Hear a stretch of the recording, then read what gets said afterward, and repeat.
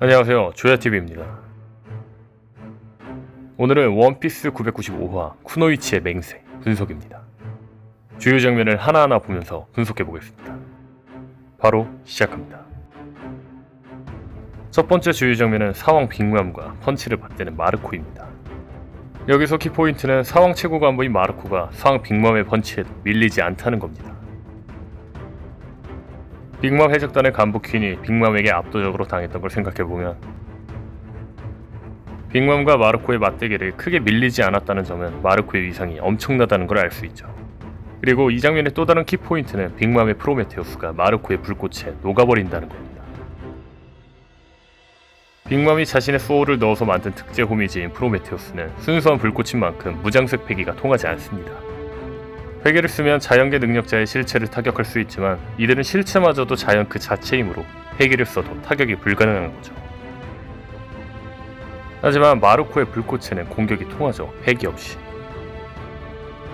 마르코는 이 공격이 통하는 이유가 자신의 푸른 불꽃은 특별해서라고 말하죠. 마르코의 불꽃은 부활의 푸른 화염으로 적의 공격을 받아도 신체를 재생시켜줍니다. 또한 이 화염은 열기가 없기 때문에 푸른 화염 자체에는 공격력이 없죠. 다만 오다스는 마르코의 재생의 불꽃이라는 건 불꽃의 제일 상위 버전이라고 말하고 싶은 게 아닐까 싶네요. 아마 이러한 특징 때문에 단순 불인 프로메테우스가 녹은 걸로 보이네요. 다음 주요 장면은 아프를 상대하면서 조로가 한 대사입니다. 조로는 나는 키네몬 쪽에 가세를 하러 간다. 너와의 싸움은 그저 낭비야 라고 말합니다.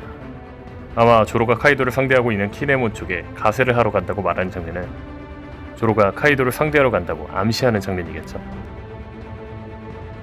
과연 조로가 정말 카이도를 상대할지 기대되네요. 다음 주요 장면은 퀸이 상디의 숲에서를 보며 저지의 아들이 있었다니 라고 말하는 장면입니다.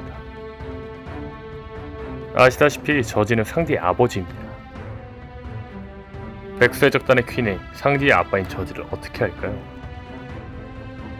첫 번째 가능성은 저지가 영토 없는 국가 제르마 왕국의 국왕이자 뒷세계에서도 악명 높은 악의 조직 제르마 66의 총수이기 때문입니다. 사실 빈스모크 저지는 유명한 자이자 퀸이 알아보는 게 이상한 게 아닙니다. 두 번째 가능성은 저지는 불법 연구팀에서 베가펑크와 다른 연구원들과 함께 병기 연구를 했다는 겁니다. 근데 이 불법 연구팀에 퀸도 있었을지도 모르죠. 아시다시피 퀸의 특수무기 제작과 바이러스 연구가 취미인자입니다. 그가 해적이 되기 전 병기 연구팀에 있었다 해도 크게 이상할 일이 아니죠. 저는 퀸이 상대를 보고 저지를 생각한 게 같은 병기 연구팀에 있어서가 아닐까 싶네요. 다음 주요 장면은 빙귀에 감염되는 초파입니다. 다만 초파가 빙귀에 감염되는 부분보다 이 부분에서 초파가 한 말이 더 키포인트라 생각합니다. 그 말은 몸이 차니까 바이러스는 증식해 라는 말입니다. 이 말을 풀어 말한다면 몸이 차갑지 않다면 바이러스는 증식하지 않다는 겁니다. 이 빙기 바이러스의 해법은 몸을 따뜻하게 만드는 게 아닐까 싶네요.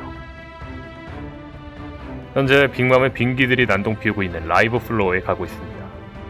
이성을 잃은 빙기들이 빅맘을 공격하고 빅맘의 프로메테우스로 이들을 공격하다가 뜨거운 열기에 빙기들이 치료되는 장면이 나오지 않을까 싶네요. 다음 주요 장면은 울트에 박치기에 당하는 우솝입니다. 우솝은 그냥 당하는 게 아니라 두개골에 금이 가는 연출까지 나옵니다. 그리고 우솝은 쓰러지죠.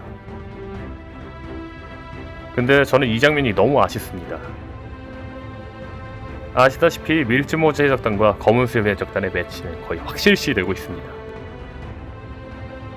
특히 각 해적단의 유일한 저격수인 우솝과 바노거의 대결은 100%라 해도 과언이 아니죠. 제가 말하고 싶은 건 우솝이 바노거를 상대하려면 적어도 토비로프는 이겨야 된다는 겁니다. 예전처럼 운으로 이기거나 누군가 대신 이겨주기를 기대해도 다음을 생각하면 의미가 없다는 거죠. 하지만 그래도 긍정적인 건 우솝이 두개골이 금가는 연출이 나오니 나미의 명대사가 나왔다는 겁니다. 우솝은 예전 알라바스타에서 위스터퍼를 상대할 때도 두개골이 금간 장면 후 쓰러지지 않고 다시 일어났습니다. 이들이 루피를 비웃었기 때문이죠. 그리고 우솝은 동료가 비웃음 당했을 때는 절대 쓰러지지 않는다는 명언을 내뱉습니다. 이 장면 이후 우솝은 각성해 초파와 함께 미스터 퍼페어를 쓰러뜨립니다. 이번 울티와 대결에도 우솝은 두개골이 금가고 나미가 루피는 해적왕이 될 거라는 명언을 맺는 같은 흐름이 이어지고 있습니다. 이번 대결에서도 알라바스타와 평행 이론처럼 우홉이 다시 부활해 나미와 함께 울티아 페이지 1을 제압했으면 좋겠네요. 그리고 이 대결 이후 우홉이 바노고와 대결해도 충분하다는 평가를 받았으면 좋겠습니다. 다음 주요 장면은 오늘의 핵심 분석, 타마의 등장입니다. 979화에서 한 어둠의 그림자가 나왔는데 이 그림자가 타마와 그의 애완동물 코마치요로 보이네요. 타마는 징베와 로빈을 한 번도 못 봤고 이들이 백쇄적단의 옷을 입어 아는 척을 못한 것이고요. 자, 다시 돌아와 타마가 등장함으로써 많은 사람들이 기대하는 그림이 있을 겁니다. 그렇죠, 타마의 경단으로 동물계 능력자가 대부분이 백쇄적단을 길들이는 거죠.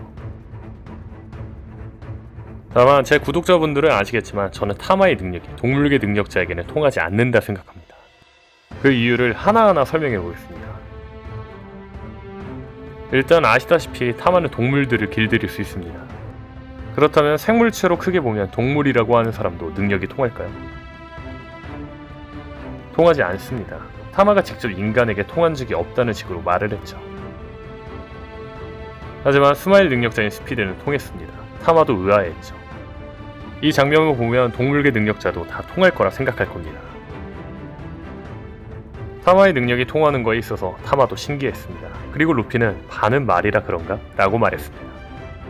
그렇죠, 루피의 반은 말이니까 라는 문장의 핵심입니다. 스마일 열매는 동물계 열매라기보다 동물과 융합되는 열매라고 볼 수 있습니다.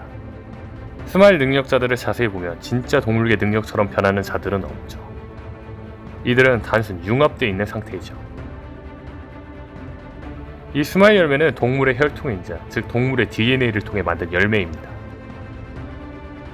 그리고 이 열매를 먹으면 반은 동물, 반은 인간처럼 변하죠. 다시 말해서 이 스마일 열매를 먹으면 동물로 변할 수 있는 게 아니라 동물과 사람이 합체된 거라는 거죠. 그리고 이 스마일 능력자는 사람의 DNA와 동물의 DNA가 같이 흐르는 거죠. 즉, 루피 말처럼 스마일 능력자는 반은 동물이기 때문에 동물의 DNA에만 반응하는 타마의 능력이 통할 수 있는 거죠. 그렇다면 동물계 악마의 열매를 먹은 능력자는 어떨까요? 자, 여러분들에게 묻겠습니다. 동물계 악마의 열매를 먹은 루치는 사람일까요? 동물일까요? 아니면 동물과 합쳐진 사람일까요? 그렇죠, 루치는 단지 동물로 변할 수 있는 사람입니다. 타마의 능력이 통하지 않는 사람 말이죠. 물론 루치가 동물계로 변한다면 동물의 DNA가 흘러 타마의 능력이 통할지도 모릅니다. 하지만 사람 형태라면 사람에게는 통하지 않는 타마의 능력은 통하지 않다는 거죠. 사실 제가 타마의 능력이 통하지 않다고 생각하는 더 큰 이유는 밸런스입니다. 만약 타마가 킹, 퀸, 잭, 토비로포 모두 길들이는 건 밸런스적으로 말이 안 됩니다. 다만 스마일 능력자만 길들일 수 있다면 전력 차이를 크게 줄이고 백수적단이 궁지에 몰리며 밀짚모자 해적단의 핵심 일원들인 카이도와 간부들만 제대로 상대할 수 있는 상황이 만들어지겠죠. 이러한 이유까지 종합해보면 아마 동물계 능력자는 타마의 능력이 통하지 않는 그림이 나오지 않을까 싶네요. 과연 996화에서 타마의 능력이 어떻게 활용될지 기대되네요. 오늘 영상은 여기까지입니다. 시청해주셔서 감사합니다.